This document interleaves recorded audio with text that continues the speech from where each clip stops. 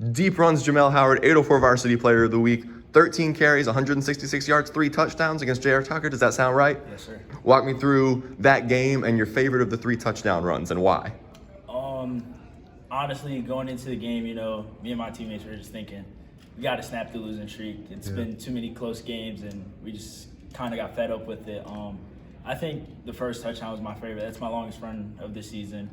But walking through that, it was like I saw pre-snap, I was looking and I saw their safety. He was already rolling down before the ball was even snapped. So once that pull block at the end hit, it was just kind of run, foot race. What was the yardage on that one? I think that one was 74 yards. Okay. Is that your favorite touchdown run of the whole season? No, my favorite touchdown would definitely be the last one versus Mechanicsville, kind of. Okay. Why? Put us out there. What happened on that one?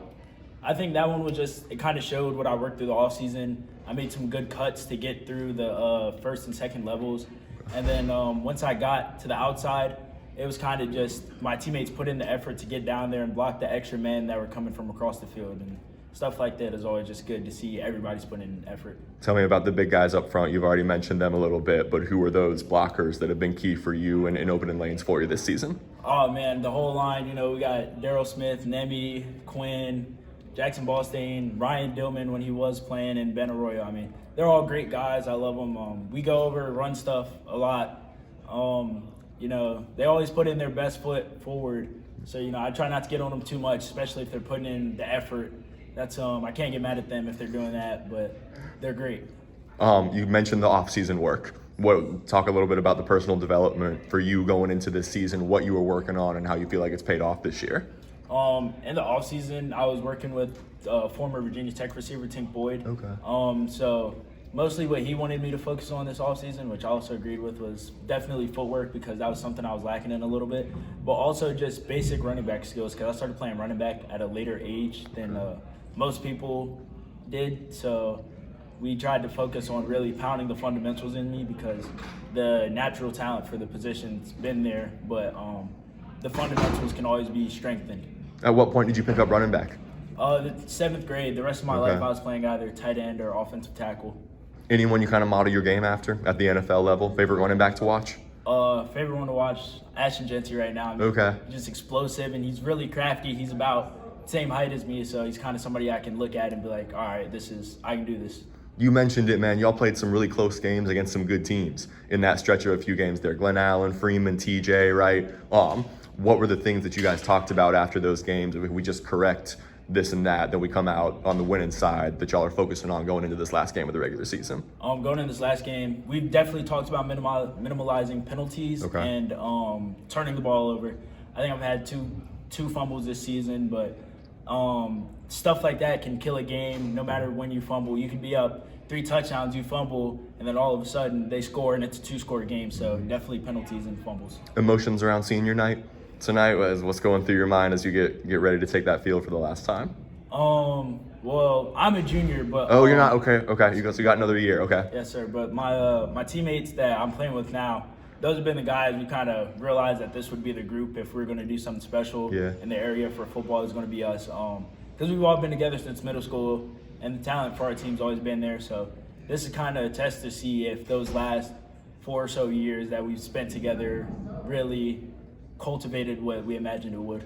You guys have been building toward this point for a few years. What do you feel like kind of the program tenets are, the cultural expectations that this guy has set in that you guys have built upon to keep improving over the last few years? 2 things with him, really just effort and attitude. Those are 2 things you can control every day. You can't always necessarily control what goes in your way, but as long as you're putting in the effort and you have the right attitude towards it, then, you're getting better. Aside from Coach Mullinak's, man, people who've been in your corner and meant the most to you developmentally, whether it be on or off the field, parents, teachers, coaches, who would you want to shout out in the story? Definitely shout out to my mom and dad. They've both always been my biggest supporters. My mom travels 2 hours sometimes just to come watch one game and go home probably an hour after we get dinner together. And then my dad, he's invested a lot of his time and his money into trying to get me to the next level. Obviously, coaching staff, they've always been great to me. They've always looked out for my best interest. And definitely my teammates too, because whenever my head doesn't seem to be in the right place, they'll always be the ones to let me know that. What are your mom and dad's names? My dad's name is Jamel because I'm a junior, and my mom's name is Renita. Okay. Man, anything else important to you? I always tell people at the end of interviews, not my story, yours. Anything else just in terms of your football journey you'd want me to have in there that we haven't talked about? Am I allowed to talk religious? Yeah, of course. All right. Oh, well, only thing I can really say, like, as far as that goes, is just, all glory to God. None of this would be possible without him. So I thank him every time I step out on the field, just for putting me in a position where I'm able to play football and, be healthy with it. Has your faith been a big part of your football journey? Yes, sir. It's definitely gotten me through a lot of the rougher times in my football journey because it hasn't been perfect and hasn't always been storybook. But whenever times get like that, I kind of say a prayer, talk to him about it, and it helps me a lot. Do y'all call Godwin Pump Road? Is that what they're referred to as? This is a rivalry game for y'all. Does this one mean a little extra? It means a little extra, especially because two of my best friends who I've been playing with since middle school, they just transferred over to Godwin. Really? We've been talking a little bit, but I'm excited for that because it's even with my parents and their parents, like they've been chirping each other a little bit, so I'm excited. It sounds like you want to play in college, or have you started looking around at what the right college fit for you is going to be? I want to play in college. I haven't gotten into contact with any college coaches yet, but I think as I start to put myself out there and try and find the exposure, I think I'll definitely be looking into college. Favorite class in school? Do you know what you want to study yet?